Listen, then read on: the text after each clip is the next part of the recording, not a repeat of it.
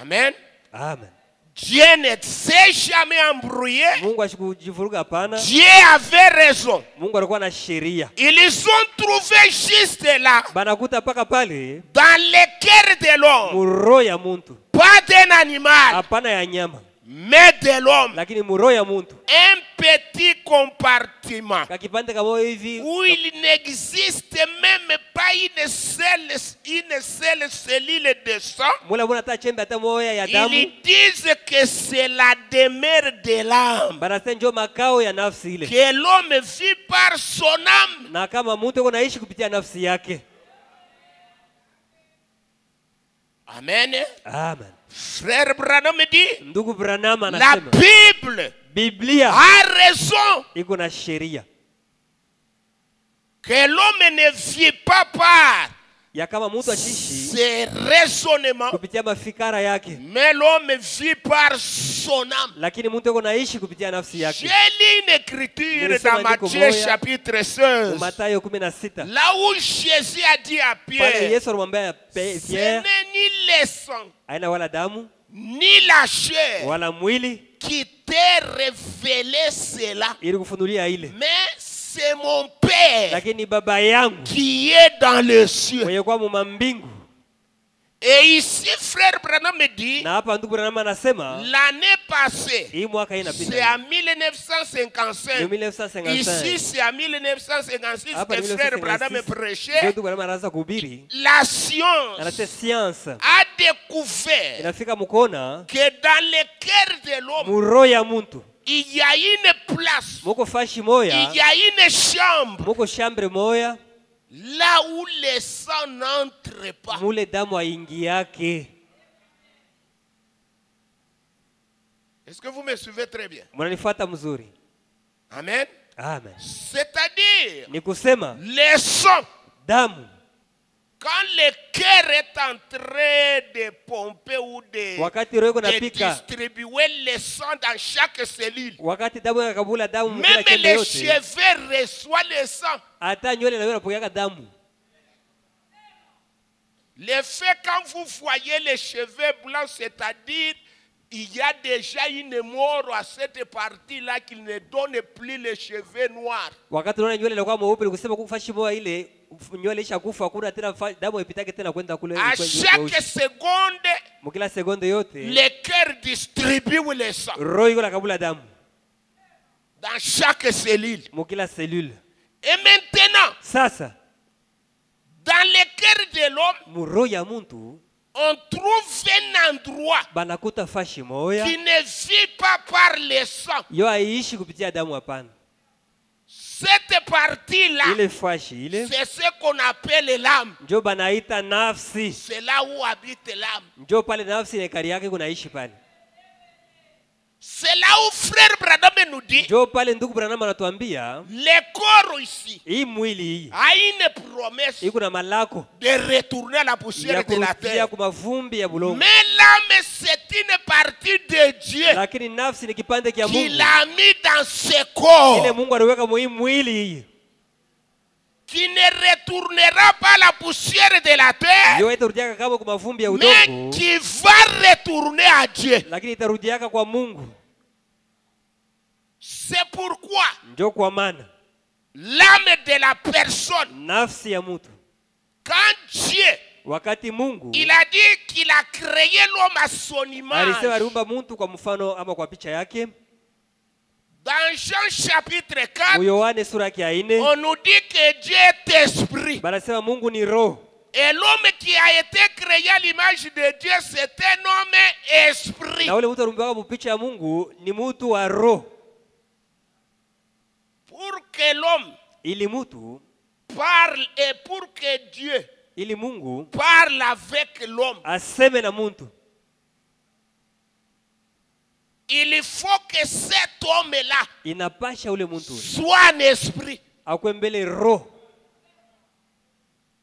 Akuwe muro. akuwe muroho. C'est-à-dire, Ni kusema hivi, si tu es dans la chair, kama huko mumwili humo, Dieu, Mungu il n'a pas de place ashina nafasi pour te rencontrer. juu ya kukutana na wewe.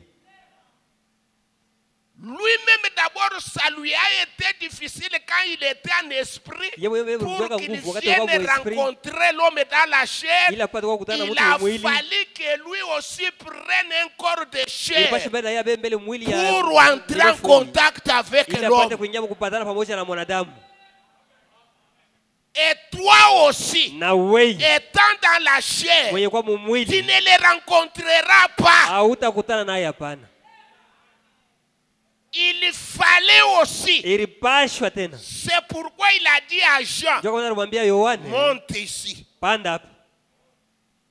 Branham dit, quand il lui a dit, monte ici, il est allé en esprit.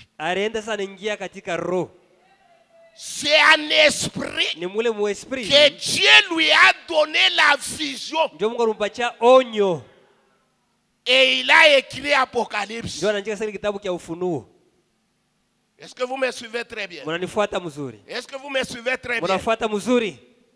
Et alors, quand nous parlons de l'âme, c'est la partie aussi esprit qui est en toi.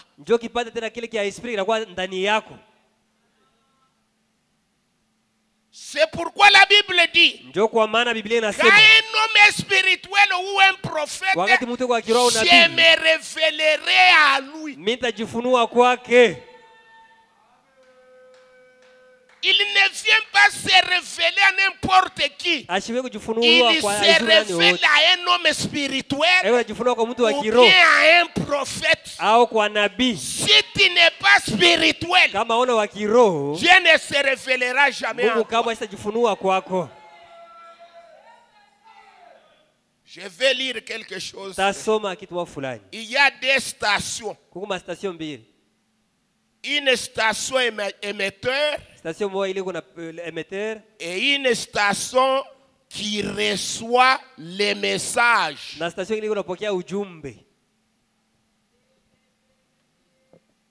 Écoutez, frère Branham dit dans les messages appel d'Abraham, prêcher, je ne sais pas. Les 13. Et le 16 novembre plutôt. Le 16 novembre 1955. Paragraphe 37, rapidement là. Suivez-moi très bien. Amen. Amen. Frère Branham dit ceci. Est-ce que vous aimez qu'il vous parle? Mais c'est ça, mes amis. Voyez, nous avons une station émettrice. Elle se trouve au ciel. Et nous avons une station respectrice. C'est votre cœur.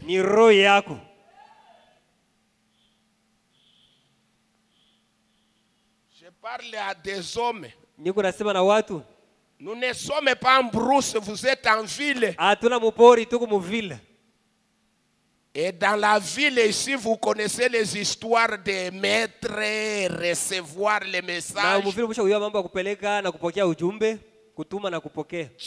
pas un chercheur de messages. Il n'a pas de journaliste pour aller puiser des messages. Dieu connaît toutes choses. Comme il connaît toutes choses, il les libère. Et quand il libère ces messages, il faut être dans les mêmes ondes avec Dieu pour saisir ces messages.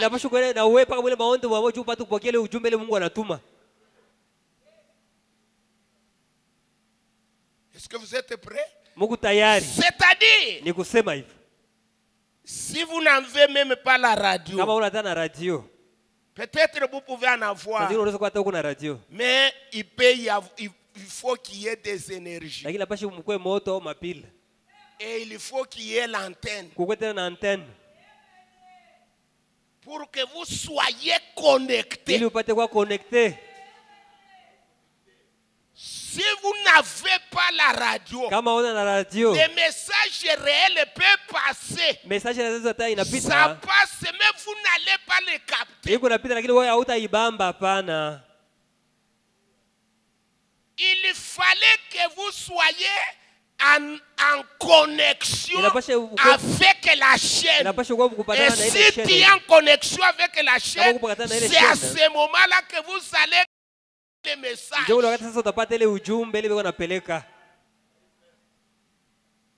Dieu, Mungu, il nous dit qu'il se révèle à nous par dans nos cœurs. Si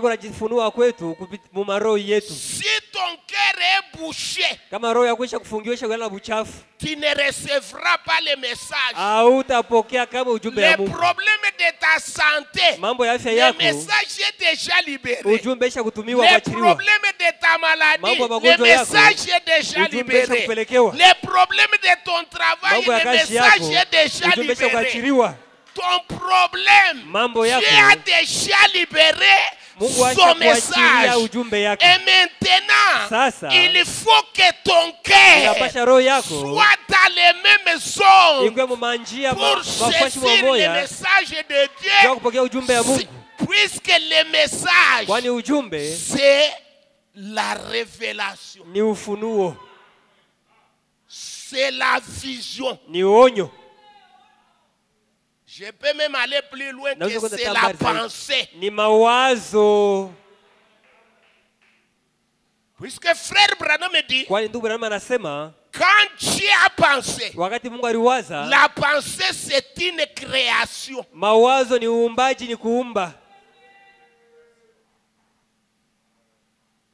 C'est pourquoi lui en tant que le grand Elohim, il a tout gardé en lui. Mais il a voulu se libérer. C'est là qu'on parle. Si tu as des problèmes, ne les garde pas dans ton cœur. Ces problèmes-là vont te tuer. Toi, tu n'es pas Elohim. Achiria mambo yako ton problème. Kama inatoka, si ça sort, c'est-à-dire mwili inabakia décharge. Nikusema mwili inatosha uzito wote ulikuwa nayo. Kama unaibloquer, si tu bloques ton problème, ina affecter mwili. Ça va affecter ton corps. Est-ce que vous me suivez très bien? Munanifuata mzuri. Et alors il a voulu se délibérer. Mungu alipenda kuachana pour manifester les attributs qui étaient en lui. C'est pourquoi frère Branham dit que tout ce qui est matériel vient de l'invisible. Cette église est une vision. La terre que vous voyez, c'est une vision. Si vous n'avez pas une vision dans quoi que ce soit, tu ne produiras rien.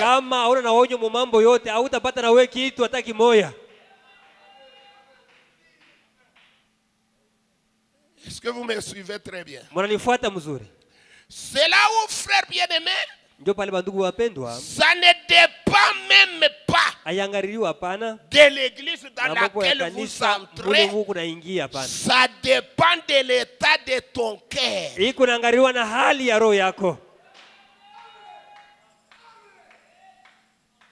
Frère Branham me dit, comment Dieu vient en vous?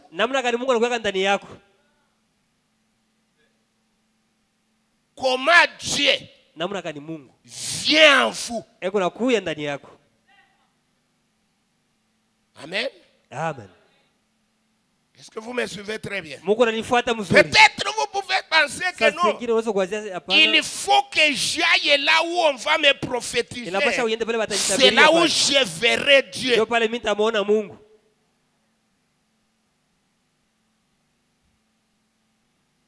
Des fois, vous pouvez penser il fallait qu'on aille même poser la main. Quand on pose la main, Dieu va descendre en moi. Mais Branham me dit, comment Dieu vient en vous? Dans les messages, Corinthiens, livre de correction. Prêché le 14 avril 57. Rapidement, paragraphe 61. Frère Branham me dit ceci. Conformément à l'écriture qui est dans votre Bible, dans 1 Corinthiens 13, de 1 à 4. Amen. Amen. Branham me dit ceci. La charité, c'est l'amour. Qu'est-ce que l'amour? C'est Dieu. Ni Mungu. Comment Dieu vient-il à vous? Mungu anakuja namna gani kwako? Par la naissance. Kupitia kuzaliwa. Dieu Mungu vient en vous. Anakuja naingia ndani yako. C'est par la naissance. Ni kupitia kuzaliwa. Écoutez, frère bien-aimé. Mushikie bandugu bapendwa. C'est pourquoi Jésus, quand il est venu, il a dit, moi ici, ma mission, c'est de ramener l'homme. Que je trouve la possibilité d'entrer dans l'homme. Et il a dit, obligatoirement, l'homme doit naître de nouveau. La première naissance, moi je n'ai pas de place. La première naissance, c'est lié au péché. Et moi je ne suis pas un Dieu pécheur. Il faut que l'homme naisse de nouveau. Alors j'aurai la possibilité d'entrer en lui. Amen. C'est là où Branham dit, nous n'entrons pas dans cette église par les portes là. Nous entrons dans cette église par la naissance. Amen. Est-ce que vous me suivez très bien? Dieu vient en vous par la naissance.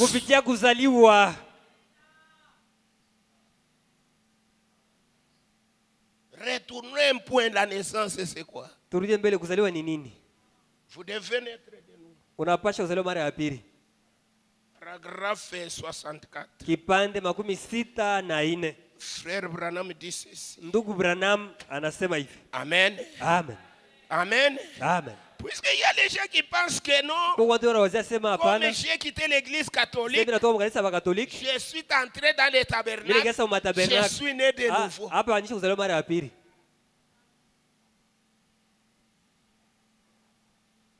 Comme on avait enseigné là, oh, on est né de nouveau, c'est cela. Branham va nous parler. Paragraphe 64. Maintenant, venons-en à l'accès à cette naissance.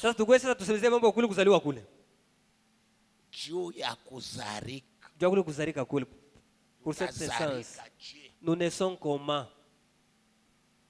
Il y a un accès. Pour avoir accès à cette naissance,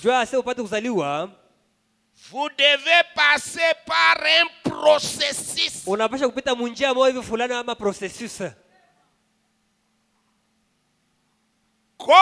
tout ce qui vit, tout ce qui doit revivre doit d'abord mourir.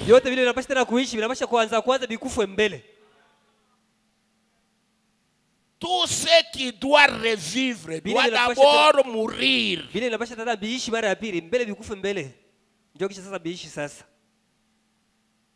Amen. Amen. Vous ne pouvez pas conserver les mêmes esprits Hautaweza kuchunga paka maesprit moya moya, hapana. Vous ne pouvez pas conserver les mêmes esprits. Hautaweza kuchunga paka maesprit moya moya. Vous ne pouvez pas conserver les mêmes habitudes. Hautaweza kuchunga paka mazoza matabia moya moya. Vous ne pouvez pas conserver les mêmes pensées. Hautaweza kuchunga paka mawazo moya moya.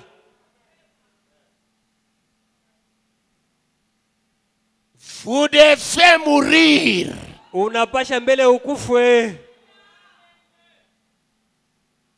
Mourir, c'est être enterré. Kufwa ni kwenda ukushika. Te mettre à la morgue. Bakuweka kule nyumba ya wafu baina. Vous devez mourir comme lui était mort. Unapasha ukufe sawa vile na yeye alikufuaka. Vous devez mourir sur son autel comme Abel était mort avec son agneau. Unapasha kufa madhabahu yake sawa vile Abel alikufuaka na kondoo wake. Vous devez mourir avec votre agneau. Unapasha ukufe na kondoo wako. Ici il y a un enseignement, votre agneau. Hapa peko mafundisho mwa bana, sio kondoo wako. Ayez en vous la pensée qui était en Christ. Ndio unakuwa sasa mwako mawazo yalikuwa ndani ya Kristo.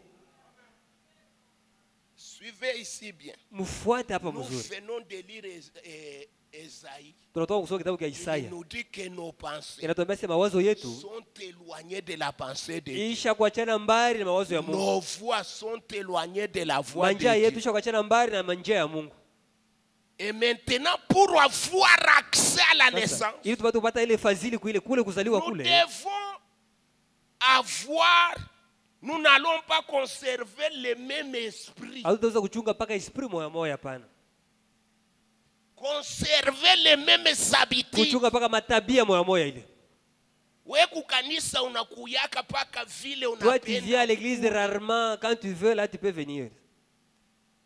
Hakuna kitu kiko na kushitusha. Il n'y a pas quelque chose qui te dit quelque chose, qui te rappelle quelque chose en toi.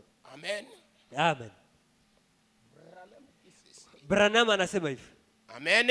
Amen. Vous devez Unapasha mourir ukufwe à vos propres pensées kwa mawazo yako mwenyewe, pour naître avec sa pensée. juu ya kuzaliwa pamoja na mawazo yake.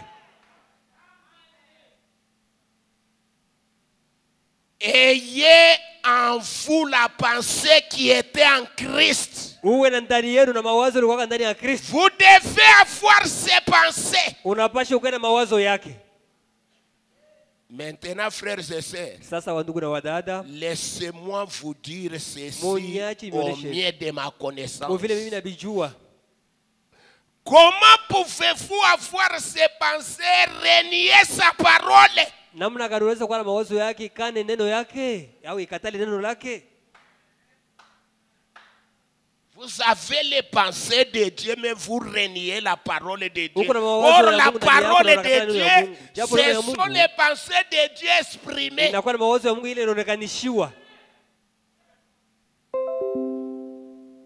Comment tu peux avoir sa pensée Namna gani unaweza kuwa na wazo yake et renier sa parole? na unakataa, unabisha neno lake?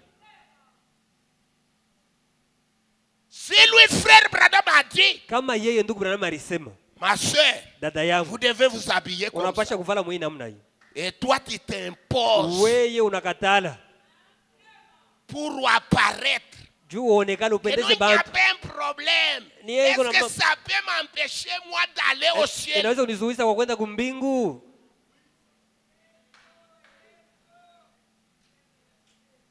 Frère Branham, quand il reçoit une révélation, Ndugu Branham wakati anapokea ufunuo le moja, message de frère Branham, c'est Dieu lui-même. ujumbe ya ndugu Branham ni Mungu ye mwenyewe.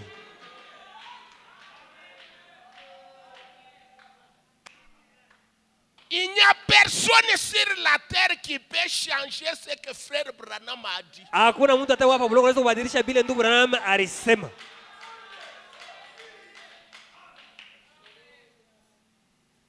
Quand il parle, nous devons nous incliner. Wakati anasema shiwo tunapasha kuinama. Mes sœurs, est-ce que vous pouvez jeter vos autres talons là? Vous les jetez puisque frère Branham a dit que vous ne pouvez pas les porter.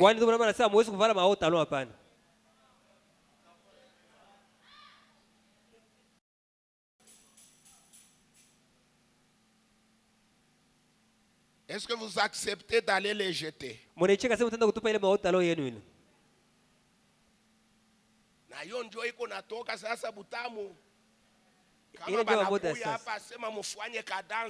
on vous dit un peu de danser, ça me demande toujours avoir les hauts talons. Tu es là en train de danser et les gens regardent. Les gens disent, aïe, voilà, il est en train de danser. Frère Branham aussi dit que non, ça ne convient pas. C'est indigne. Vous naissez de nouveau, pourquoi tu continues à garder les hauts talons là? Nous avons créé ce message ici, un message difficile. Quelqu'un dit que si je fais du mal, je vais rater le ciel.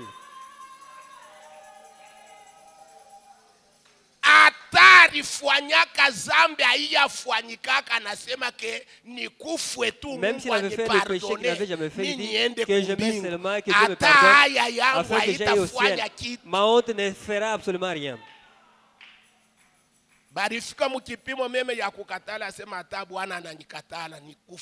On était arrivé à un moment où on disait même si mon mari me refuse, que je ce n'était pas facile, maman que maman vienne apporter du thé sur la table ensemble avec les enfants et que maman vienne pour dire chérie, pardonne-moi, aujourd'hui je vais te dire quelque chose. Cet yeux-là que vous allez prendre, vous pouvez toujours la prendre. Cet enfant, il ne t'appartient pas, celui-ci aussi n'est pas le vôtre, celui-ci, mais seul ton fils ou ta fille, c'est celui-ci. Vous croyez que c'était chose facile? Et une telle femme qui fait ça, c'est pour le plaisir du mariage, c'est pour le ciel.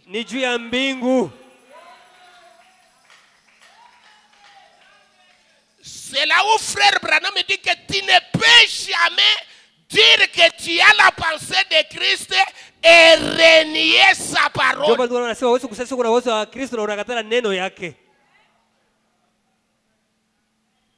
Est-ce que vous me suivez très bien? Et prétendre pourtant que vous êtes né de nouveau. Posez-vous simplement cette question. Comment pouvez-vous le faire? Vous ne le pouvez pas. Si vous êtes né de nouveau, vous avez ces pensées.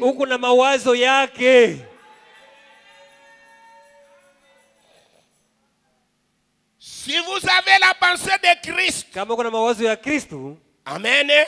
Si vous avez la pensée de Christ en vous, alors vous êtes une nouvelle créature.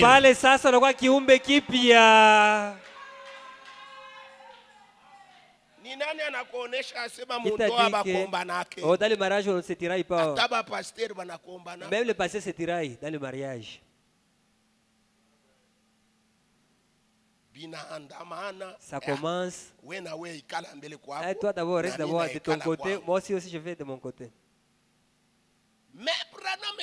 Mais Branham c'est pourquoi il dit que vous devez vous marier à une femme née de nouveau, à un homme né de nouveau. Pourquoi cet homme a la pensée de Christ, Christ qui est en lui, oui, directement l'agir, il envoie la réconciliation. On ne peut pas rester dans cet état. On doit aller à la pensée de Christ. Moi j'abandonne mes droits, elle abandonne les droits, et le Christ vient régner.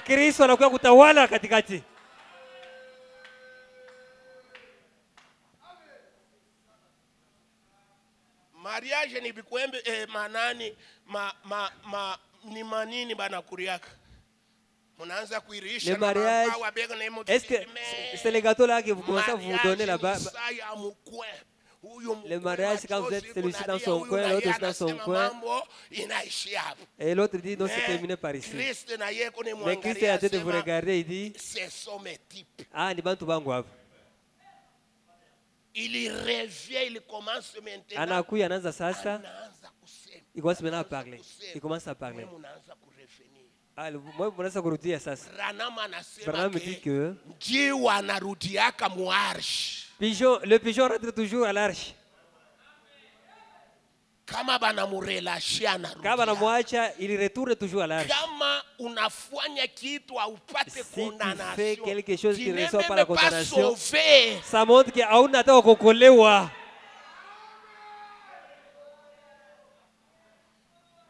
Est-ce que vous comprenez un peu ce que dit frère Branham? Naître de nouveau, c'est avoir la pensée de Christ. Vous devenez une nouvelle créature.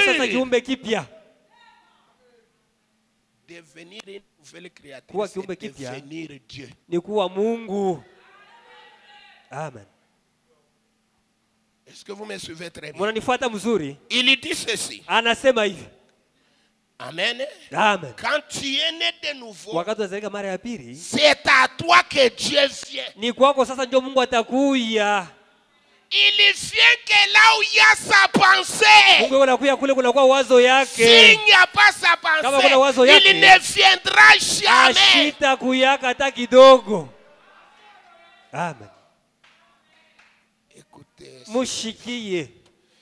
Écoutez ce que dit frère. Il dit ceci. Dans Corinthiens. Livre de correction. Paragraphe 149. Il dit ceci. Là nous sommes quand un point. Comment Dieu vient. Amen. Amen. Et pour nous chrétiennes, ce que nous sommes aux yeux de Dieu, ce n'est pas parce que nous pouvons fréquenter la meilleure église. Ce n'est pas parce que nous pouvons mieux nous habiller ou que nous pouvons habiter tel quartier.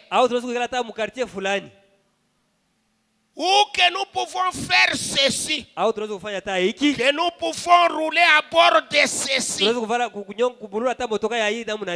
nous pouvons faire ceci et cela.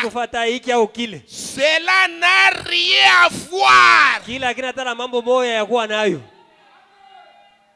Branham me dit, c'est le mérite de votre royauté et de votre amour pour Christ. C'est ça la naissance.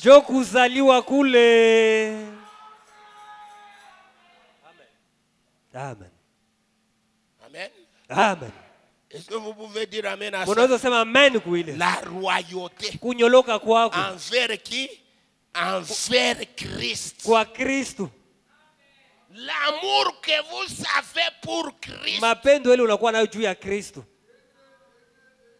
Écoutez, ce n'est pas les habits.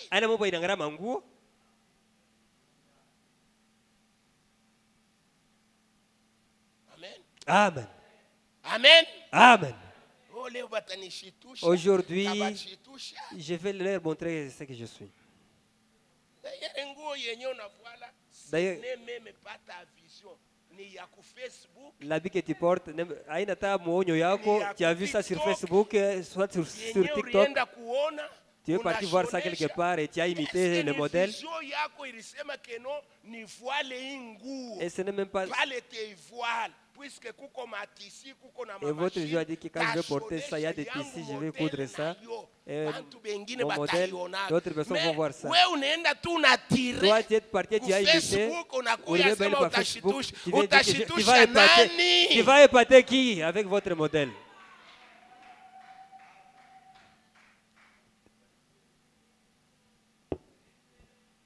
Ce que dit frère. Vous devez naître de nouveau. 43. Rappelez-vous. Qu'à moins premièrement d'être né de nouveau. Sinon vous ne comprendrez jamais.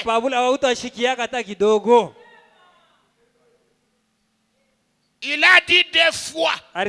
Si un homme n'est né de nouveau, il ne peut entrer dans le royaume. Si un homme n'est né de nouveau, il ne peut voir le royaume. Or, il a aussi dit, avec insistance, les mots pour les choix de tous ces mots. J'apprécie qu'on a dit les transcrire. Quand il dit en vérité, c'est une insistance. C'est pour souligner ce qui est capital. En vérité, je vous l'ai dit, ces mots à un endroit, plutôt à plusieurs endroits, est rendu par absolument. Je vous l'ai dit. Qui a dit cela? Un cardinal, un prêtre, un pasteur, un évangéliste, un pape. C'est Dieu lui-même.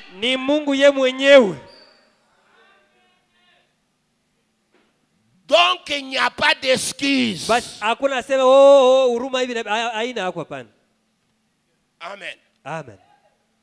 Amen. Il ne comprendra le royaume de Dieu d'aucune façon.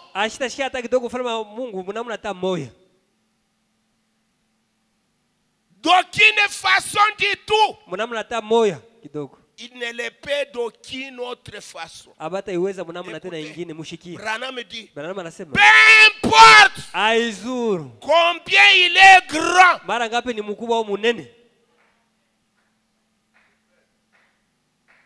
les gens donnent la nouvelle naissance quand ils voient seulement quelqu'un gros.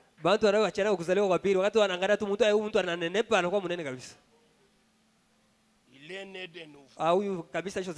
Peu importe son nom. Ici, je vais dire, peu importe son nom. Nous avons des Branham ici. Les voleurs Branham. Mais Branham n'a jamais volé. Nous avons des Branham ici qui ont le nom de Branham, mais les couleurs des jupons. Lui, Branham, Dieu lui a dit, ne souillez pas ton corps.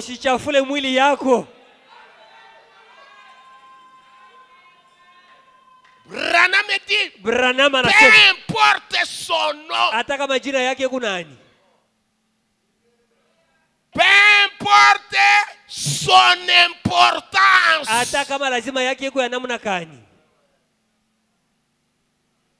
sa popularité, il ne peut comprendre le royaume des cieux à moins qu'il soit né de nouveau. Branham dit que c'est un grand sujet.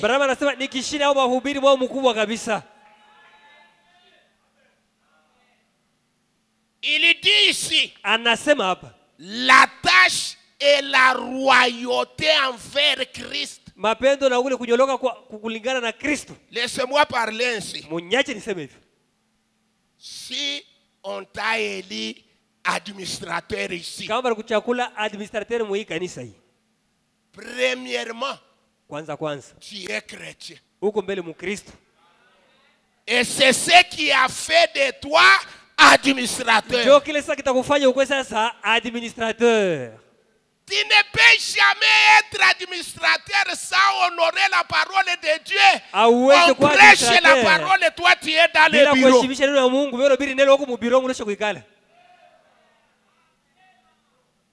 C'est-à-dire, vous devez avoir la royauté envers Christ. Premièrement, vous écoutez la parole. Deuxièmement, vous allez dans le bureau.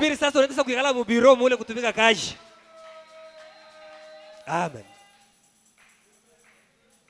si tu es diacre, tu ne peux pas prêcher la parole, tu bois les secrets là-bas. Que non, et je suis fatigué. Tu dois être d'abord royal envers Christ. Qui écoute la parole. Puisque c'est la parole qui fait de toi un honorable. Amen. Amen. Amen. Vous savez. Vous savez. Les choses de Dieu. Branham dit qu'on connaît Dieu par la nature. Comme vous voyez de l'eau qui coule. Ça sort d'une source et ça va toujours donner de l'eau. Vous ne verrez, même si un fou vient se laver, l'eau ne dira jamais pourquoi le fou est venu se laver pour salir mon eau. Il ne le dira pas. Son problème, c'est faire couler de l'eau. C'est faire couler de l'eau. C'est pourquoi quand vous arrivez à faire quelque chose de Dieu, rien ne peut t'arrêter. Tu scelles ton témoignage jusqu'à la fin. Si vous vous arrêtez, c'est une chose qui a été fabriquée. Amen. Branham dit, Dieu vient à un homme par la naissance.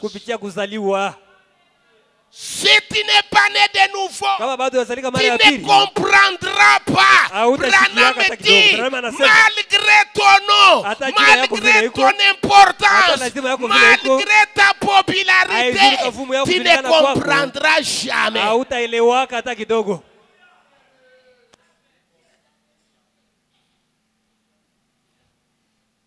Est-ce que vous me suivez très bien?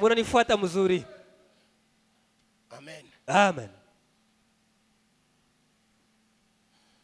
Lisons frère Branham. La naissance de frère Branham. Dans la communion.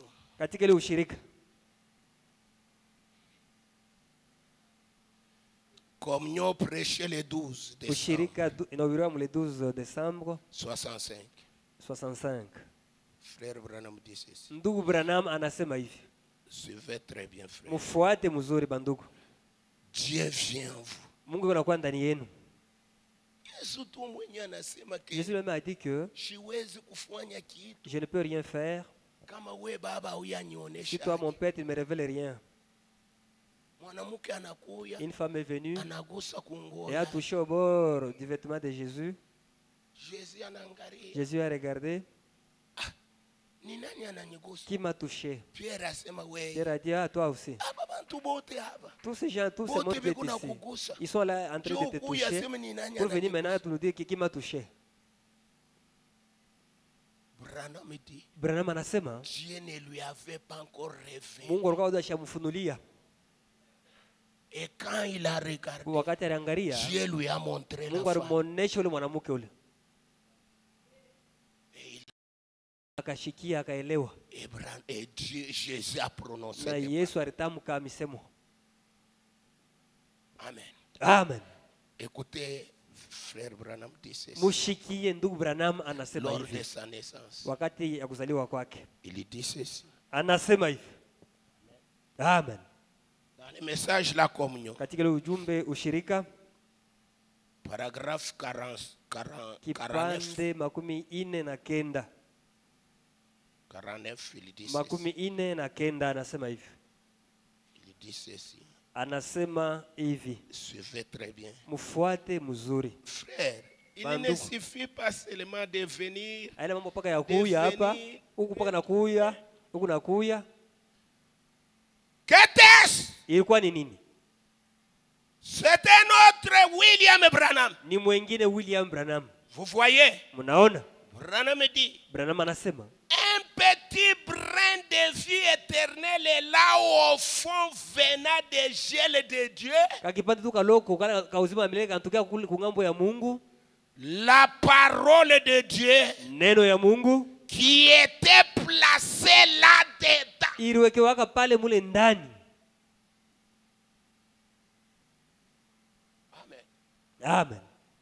Chacun de vous peut penser aux choses semblables. Kila mmoja wao anaweza kuanza paka kubintu vya hivi vya aina. Voyez ça travaille. Munaona biko natumika. Ensuite, kisha j'ai levé les yeux vers les arbres. Ninyanyua macho yangu kuangalia kumiti. Et je me dis, na nikasema, toi feuille, je t'ai vu tomber l'année passée. Pourquoi es-tu revenu là? D'où es-tu venu?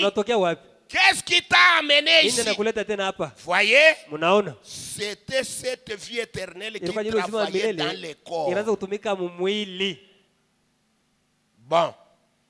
Puis un jour, pendant que je marchais, cette voix parlant, ne fume pas, ne bois point, ainsi de suite, les jeunes gens.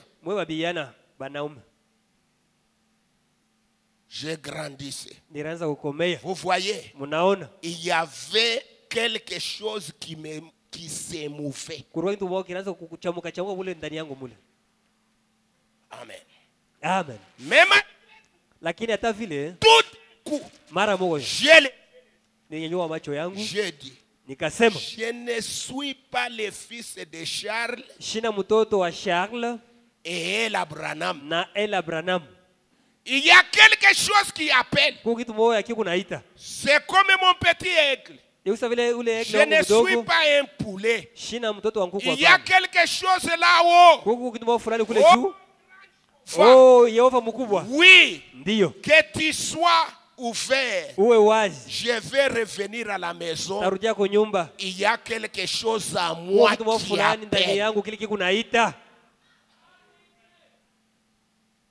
Ainsi.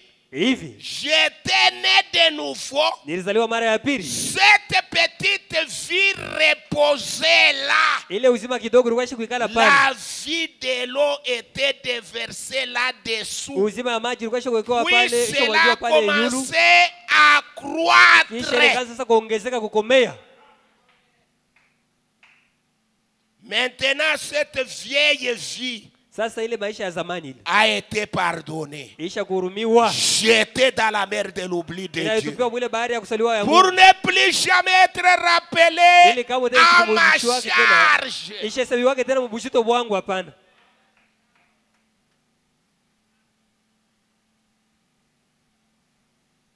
Mon frère, ma soeur, ndugu yangu na dada yangu, il y a des histoires qui se passent. Kuna mambo yapitikana hapa. Il était faux la nouvelle naissance. Inakupasha pa kuzaliwa kwa pili.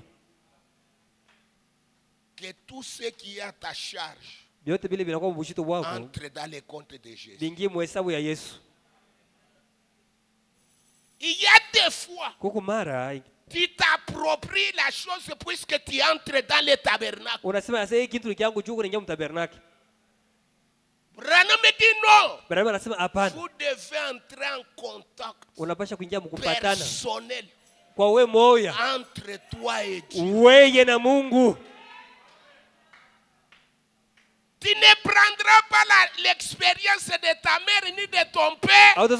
Mais toi personnellement. Na wewe kwanza wewe moya. Tu dois entrer en contact.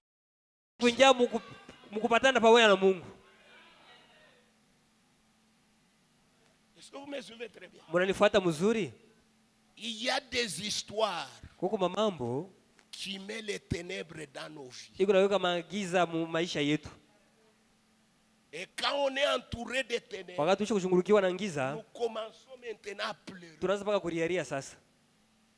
Le message c'est une lumière. Ujumbe wetu kunayo inakuwa ni nuru au mwangaza.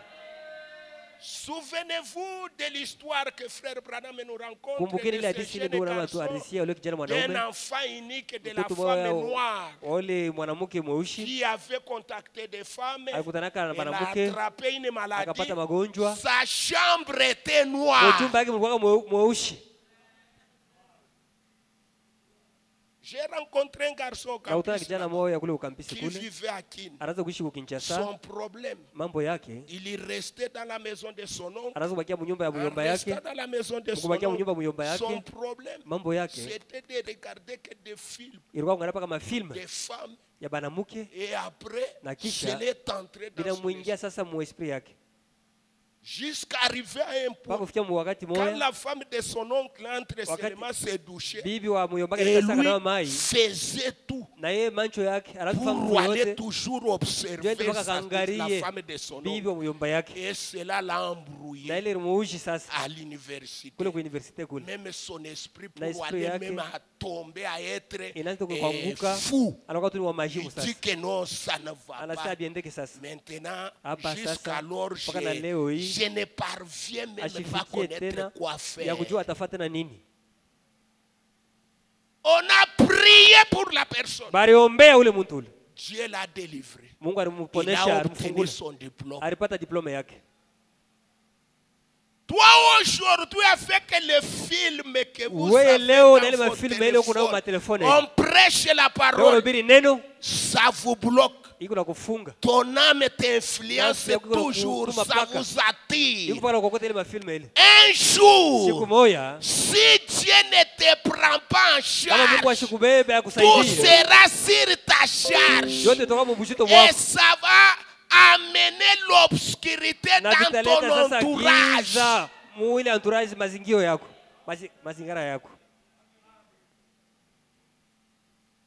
Branham me dit, votre âme est là. Pour terminer, votre âme est là. C'est un signal de protection. Rien ne peut t'arriver sans que votre signal te mette au courant.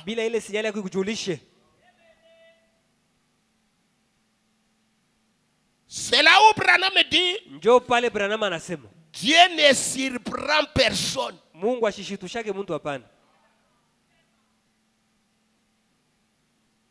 Mon frère, ma soeur, ndugu yangu na dada yangu, tusome ndugu Branham dans le message la soif. Mwile ujumbe anaita kiu. La soif. Kiu. Prêché le 19. Inobiriwa tarehe 19 65. Le 19 septembre. Mwezi ya kenda 65. Il dit ceci. Anasema hivi.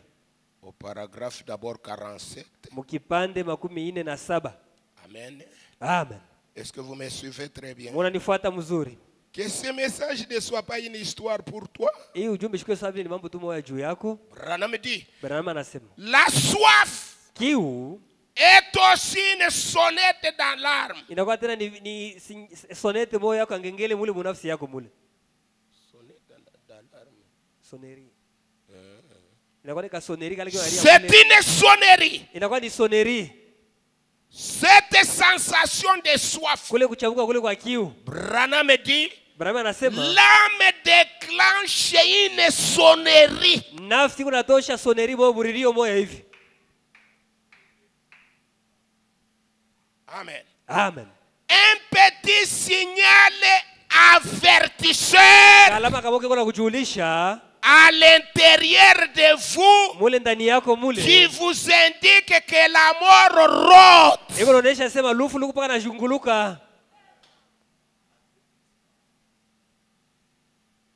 Nous tous, nous avons des âmes. Et Branham dit que votre âme, amen, amen, l'âme doit déclencher une sonnerie. Un petit signal avertisseur à l'intérieur de vous qui vous indique que la mort rôde. Que si vous ne pouvez procurer de l'eau très bientôt, il vous faudrait mourir. les sons deviennent de plus en plus forts. Jusqu'à ce que finalement, si vous continuez à remettre la chose à plus tard, vous mourrez parce que c'est une sonnerie.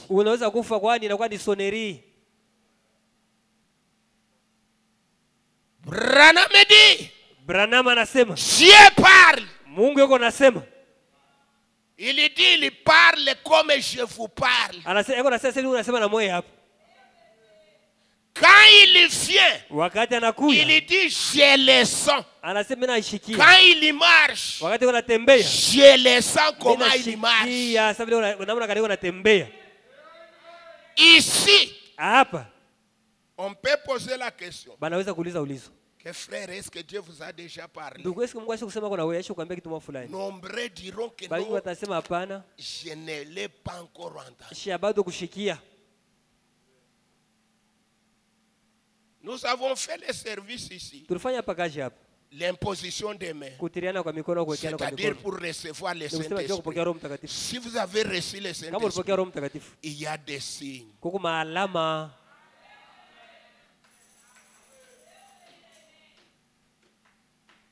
Il y a quelque chose de spécial qui est entré en toi. Vous êtes en alerte.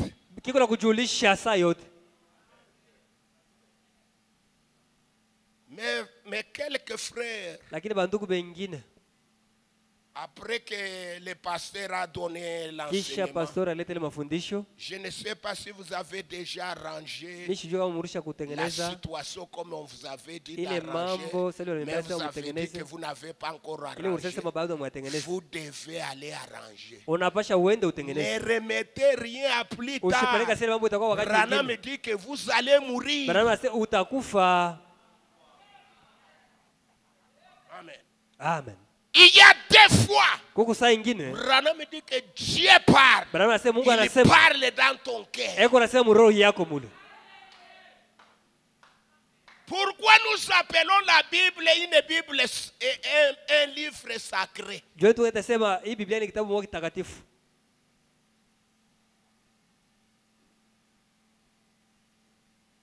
Que la Bible c'est un livre sacré. Amen. Amen. Pourquoi nous l'appelons livre sacré? Puisque c'est un livre inspiré. C'est pourquoi la Bible dit que toute écriture est inspirée de Dieu. Amen.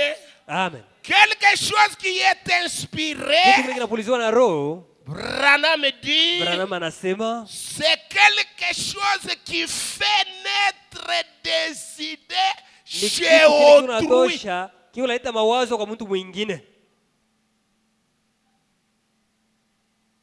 C'est-à-dire, la Bible est inspirée. C'est-à-dire, la Bible crée des idées au-dedans d'un autre. C'est pourquoi quand on lit la Bible, Dieu qui a dit que ma parole ne peut jamais descendre et retourner à moi sans effet. Si tu viens écouter la parole et dans ton cœur il n'y a rien d'inspiration, ton cœur est bouché.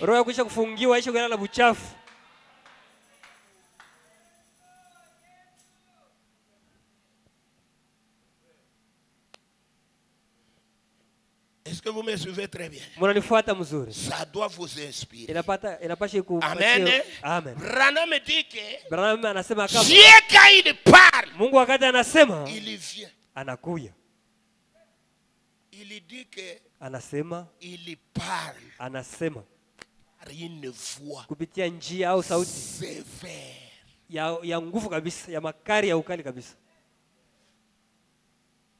Très doux mais sévère. Même quand tu fais la prière, ne faites pas la prière dans le sens unique. Vous devez prêter l'attention puisque c'est une communion. Dieu, tu parles à Dieu et Dieu doit te parler.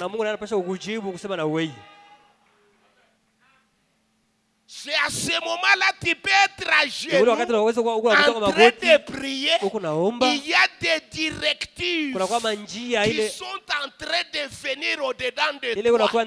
Peut-être tu avais fait quelque chose de mal. Cette voix vient te parler. Ici à l'hôtel, tu as fait telle chose. Et vous sentez que ça pèse au-dedans de toi.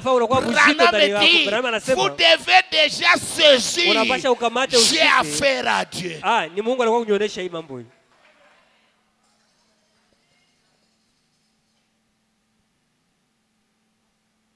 Vous me suivez très bien.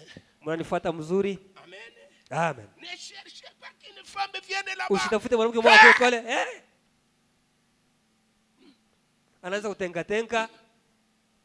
Une femme qui n'obéit même pas. Il n'y a que Dieu qui descend pour parler. Branham me dit que faites l'expérience personnelle. C'est là où il dit, vous devez être convaincu et savoir comment Dieu vient vers toi.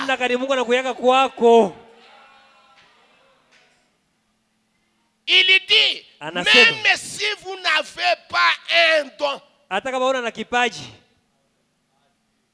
même si vous n'avez pas un don, Branham me dit, Dieu viendra te parler.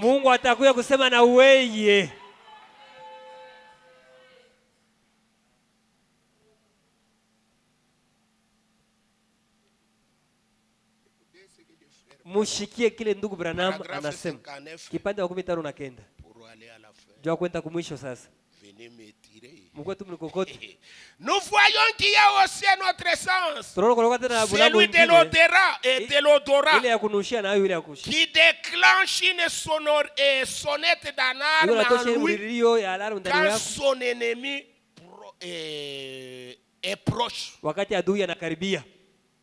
Là, c'est Psaume 42. Pale Zaburi 12. Ile tunatoa mkusoma hii. Kama vile ule nkasha unateswa karibu na mai. C'est comme un cerf. Anasema kwa sababu ule nkasha wa cerf ule kupitia ile esa yake akili ya mkicho Mungu arumpatia mlango moyo hivi namna moyo hivi. Pori na yo iko bien. La brousse aussi est bonne. C'est pas seulement la civilisation, la ville. C'est peut-être l'animal peut se tenir comme ça. Il soulève un peu son nez comme ça. Et l'animal sent il y a des armes qui crépitent par-ci, aux alentours là-bas. Il constate que non, Nico Mouatari. Il a instinct. Un homme aussi par son âme. Son âme aussi a l'essence de détecter.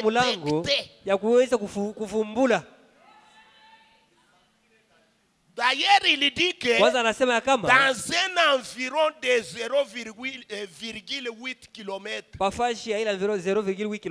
c'est-à-dire 800 mètres, dans cet endroit-là, ton âme est capable de contrôler cet endroit.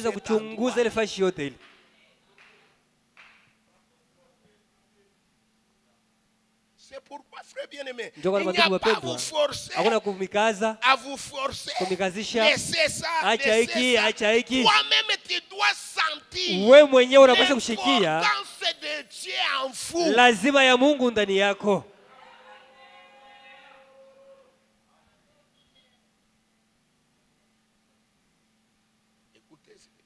Mushikie kile ndugu Branham anasema.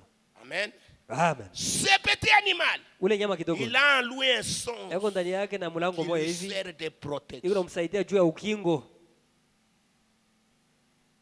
Et il a une petite sonnette d'alarme. Un petit quelque chose. Il remue le nez.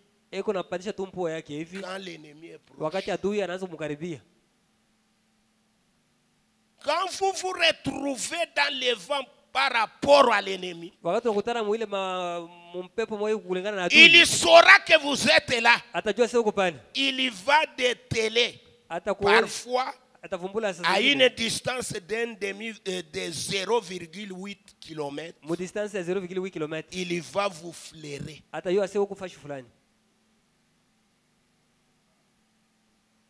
Vous, un loup ou n'importe quel danger, et s'est sauvé.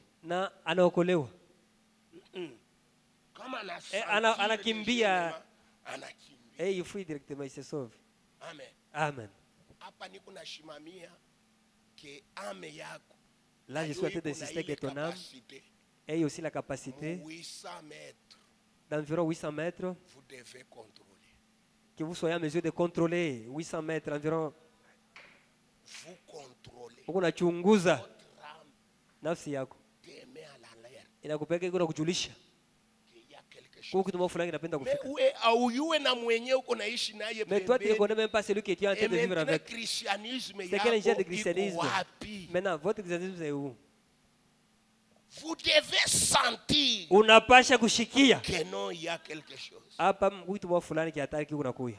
Puisque Branham dit que quand Dieu kwani Branham anasema rachète un homme, wakati Mungu anakomboa mtu, l'homme devient la charge de Jésus. Mtu anakuwa mbushito wa Yesu. Jésus devient son berger. Yesu anakuwa ndio mchungaji wake.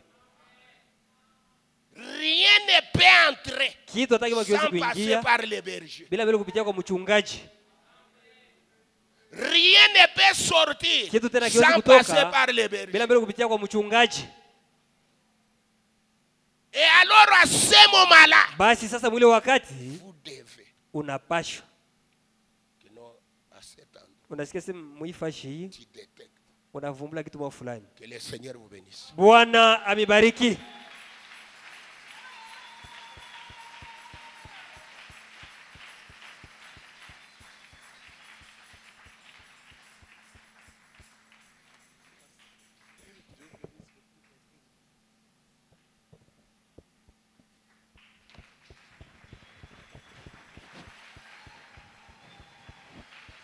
Avez-vous apprécié la prédication de la parole? Que Dieu bénisse richement son serviteur. Mungu abariki kwa utajiri mtumishi wake. Nous allons nous tenir debout. Tunaweza sasa kushimama pouvoir adorer. Ili tupate kuabudu.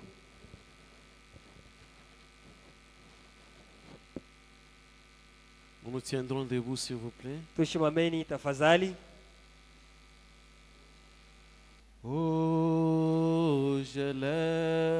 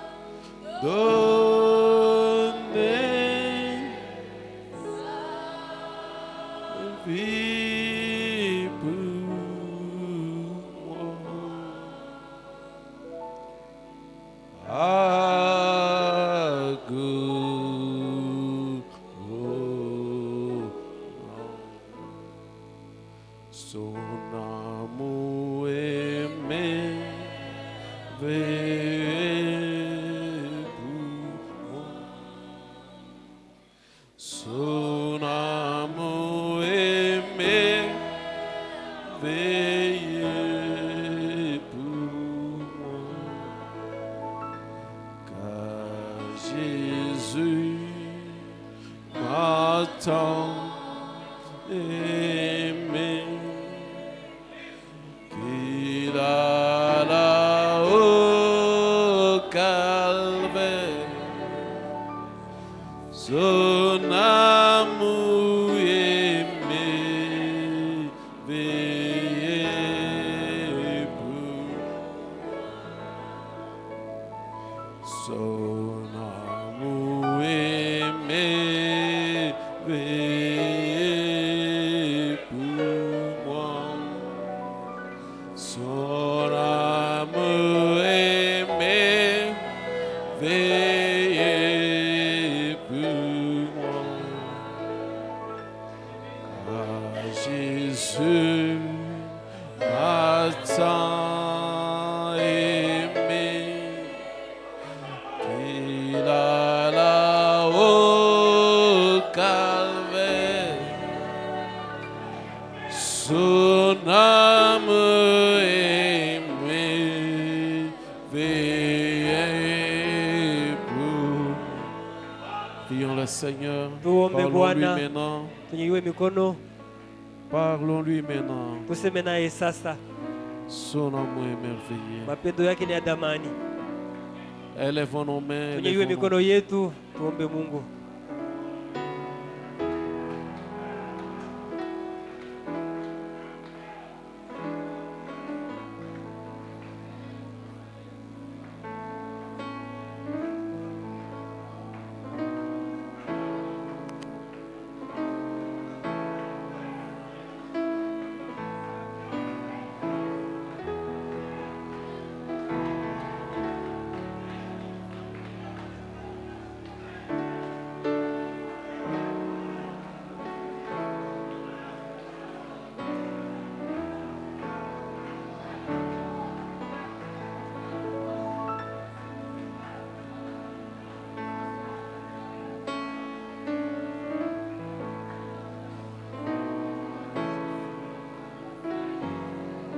Nous invitons Mosée Célestin.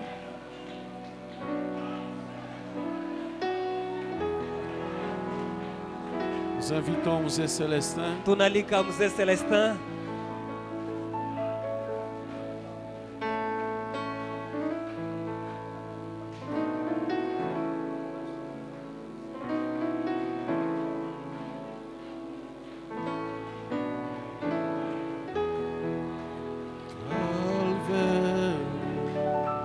Son amour aimé veillé pour moi. Son amour aimé veillé pour moi. Son amour aimé veillé.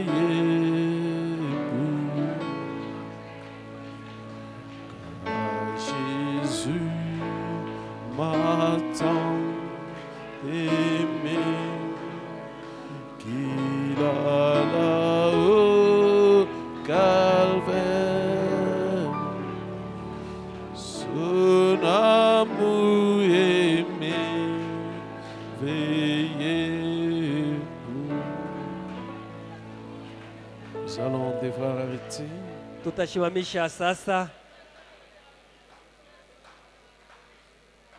Et pendant que le serviteur de Dieu arrive pour offrir la prière,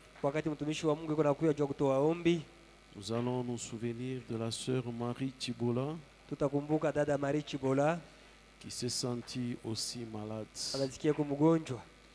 Ainsi, nous invitons les serviteurs de Dieu pour nous conduire à Dieu dans la prière. Ainsi, terminer cette réunion de ce soir.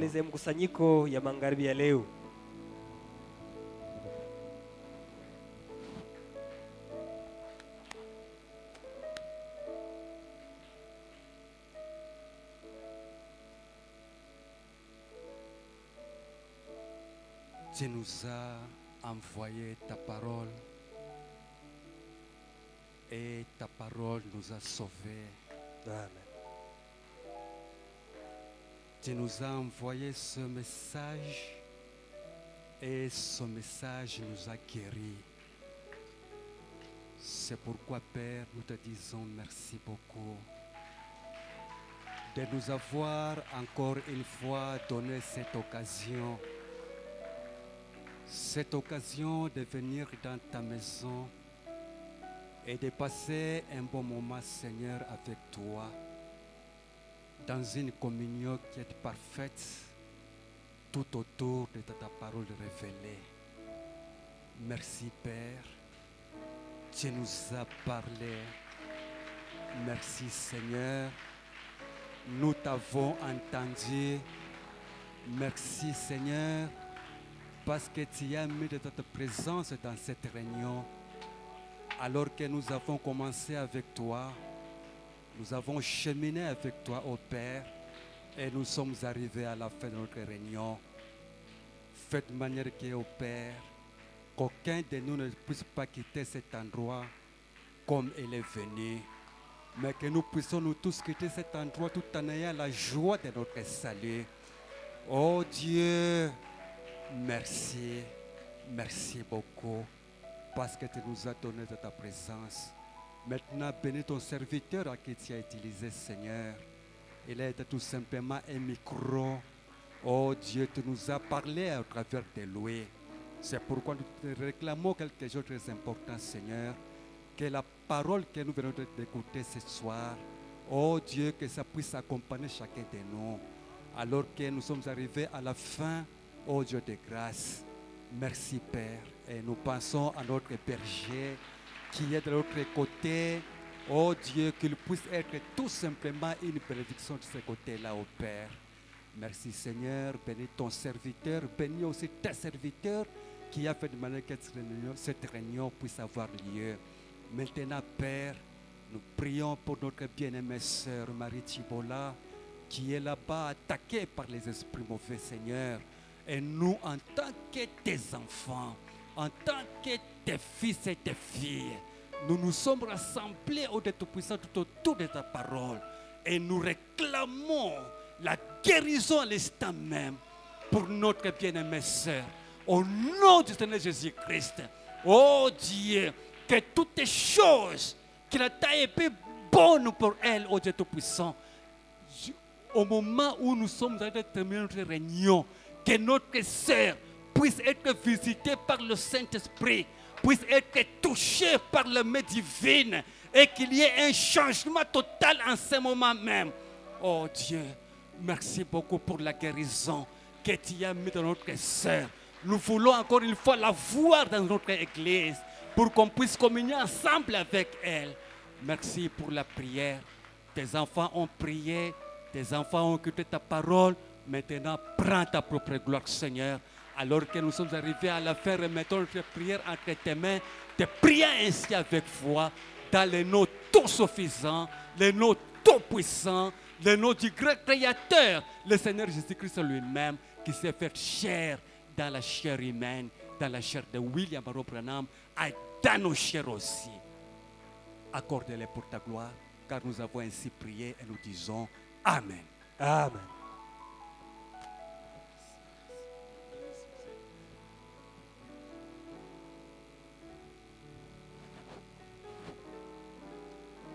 Que le Seigneur bénisse. Bwana abibariki. Nous sommes arrivés à la fin. Tunafika kumwisho. Nous allons prélever les offrandes et les dîmes. Tutabeba sasa machekumi na matoleo. Qu'il plaise à nos anciens de nous apporter les paniers. Et nous allons prélever les offrandes et les dîmes. Qu'on nous apporte aussi les paniers du côté des sœurs.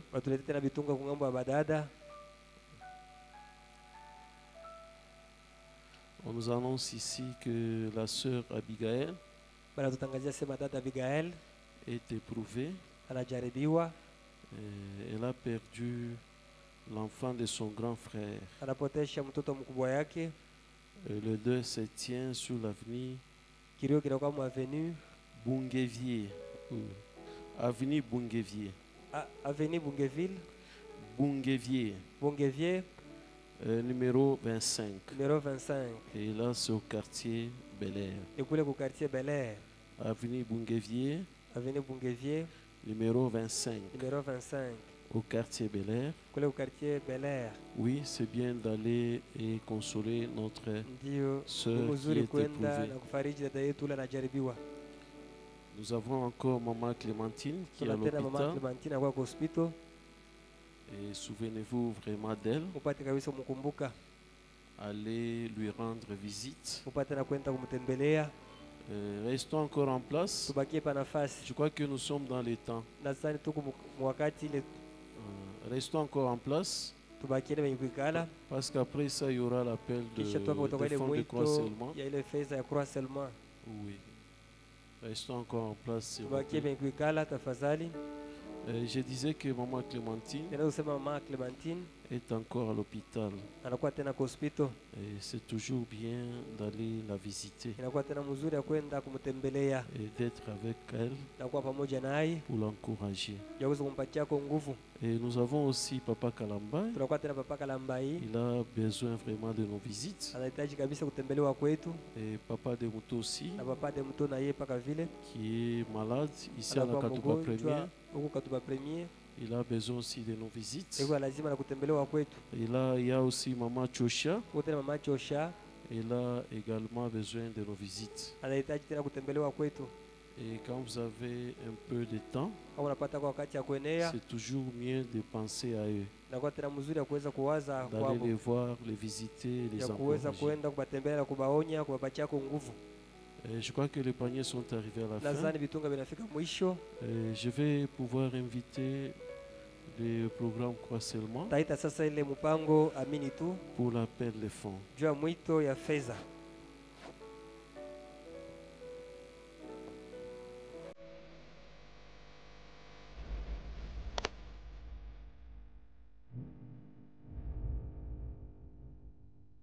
Et Dieu aime vraiment que vous puissiez le servir.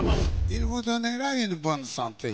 Non seulement une bonne santé, il va vous donner la révélation. Parce qu'on nourrit le peuple par la révélation.